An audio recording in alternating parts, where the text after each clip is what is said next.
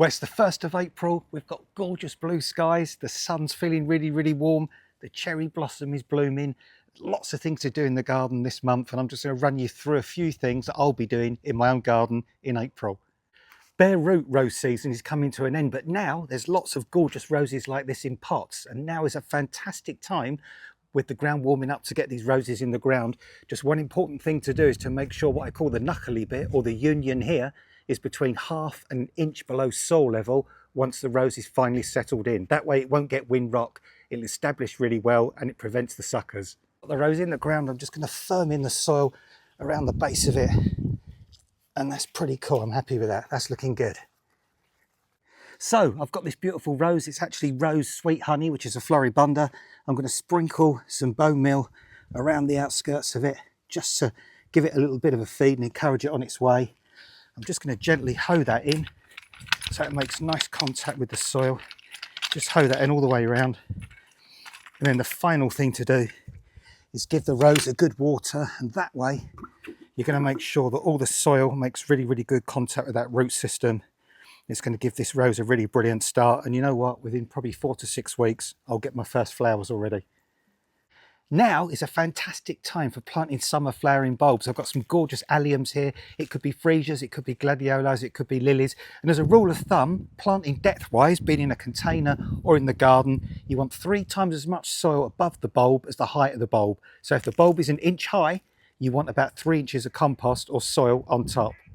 So now I'm going to plant these alliums. In the ground, you space them out a bit more, but in a pot, you can actually plant them a little bit more closely. I'm going to top off with more compost, and don't worry if they've got little green shoots on, they'll still be fine under the soil.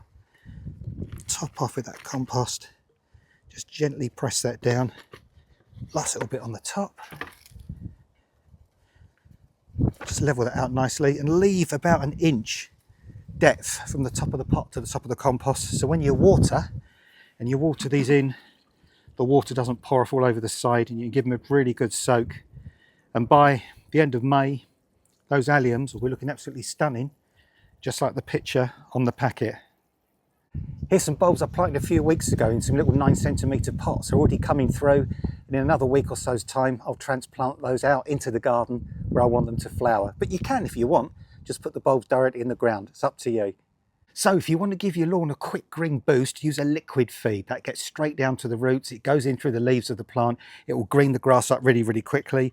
Measure out accordingly. Give it a little mix round in the can. Use a stick or give it a shake.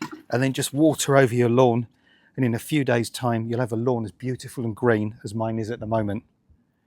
It's that time of year after the winter when you've done scarifiing and aerating, or if it's been a really cold, wet winter, you can get bald patches on your lawn like this. This is a brilliant time to overseed those bald patches. Just loosely break up the surface of the soil, just like this. Break it up just a little bit into little fine pieces. Make sure there's no big lumps or stones. Get a tiny bit of grass seed. Sprinkle the grass seed over the top. Then add a little bit of topsoil over the top as well, just enough to cover the seed, like that. And then with a board or with your foot, just tamp that down so it makes nice good contact with the topsoil and with the ground underneath. And then finally water over with a fine rose on a watering can. Give that a really good soak. In a couple of weeks' time, that little patch will be all green and you'll no longer have those horrible bald patches on your lawn. This little palm's looking a bit yellow after the winter time, so I'm going to put a little bit of feed around it. I'm going to put some bone meal around the edge, just a nice organic feed. That'll break down gradually, feed it over a period of time. I've put that down there. I'm just going to give that a little hoe in, make sure it gets nicely down into the soil. And then I'm going to go over with the hose, give that a nice drink. And that's going to wash that fertiliser around the base of the palm. That's going to break down, it's going to feed it and get that plant looking nice and green for the summer. This time of year, now we're in April, your pots dry out really, really quickly, but also the plants are really hungry, so it's important to feed them. Use a liquid feed. Seaweed extract is fantastic. It's an organic feed. It'll get in through the foliage, it will feed through the roots. I've mixed them up in the watering can, and I'm just going to give these tulips a good soak.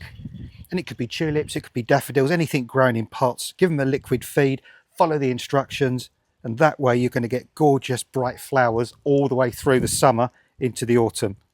So there you go, a few jobs for April. The weather's gorgeous. Get outside, start gardening and enjoy yourself.